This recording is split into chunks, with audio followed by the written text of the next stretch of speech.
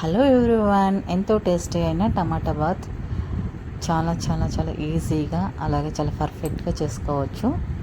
So ఇంకా ప్రాసెస్లోకి అయితే వెళ్ళిపోదాము. ముందుగా దీనికోసమని ఒక ఆనియన్, అలానే కొన్ని పచ్చిమిర్చి, చిన్నగా కట్ చేసుకున్నవంటి క్యారెట్ ముక్కలు, ఒక టమాటా, అలాగే చిన్నగా చాప్ చేసుకున్నవంటి అల్లం ముక్కలు, ఇవన్నీ కూడా తరిగి పక్కన పెట్టుకోండి.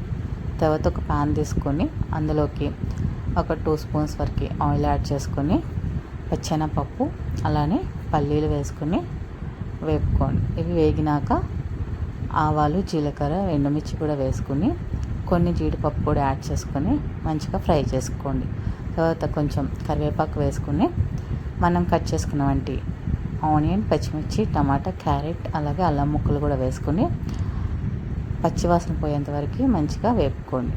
ఇవి వేగేలోపు మరొక ప్యాన్లో ఒక స్పూన్ వరకు నెయ్యి యాడ్ చేసుకొని మనము క్వాంటిటీ తీసుకున్నటువంటి ఉప్మా రవ్వని, అంటే బొంబాయి రవ్వ, దీనిని రైట్గా టోస్ట్ చేసుకోండి. అంటే పచ్చివాసన పోయేంత వరకు వేపుకోండి. తర్వాత ఆనియన్స్ అన్నీ కూడా మెత్తగా మగ్గినాక అందులో కొంచెం పసుపు అలాగే కొత్తిమీర కూడా యాడ్ చేసుకొని మనము ఏ గ్లాస్తో లేదా గిన్నెతో కొలత అయితే తీసుకున్నామో దాంతో ఒక గ్లాస్కి 4 గ్లాసెస్ వాటర్ తీసుకొని తగినంత సాల్ట్ కూడా యాడ్ చేసుకొని వాటర్ బాగా మరిగినాక ఇలా హై ఫ్లేమ్లో ఉన్నప్పుడే మనము వేపుకున్నటువంటి రవ్వని ఇందులోకి యాడ్ చేసుకోవాలి.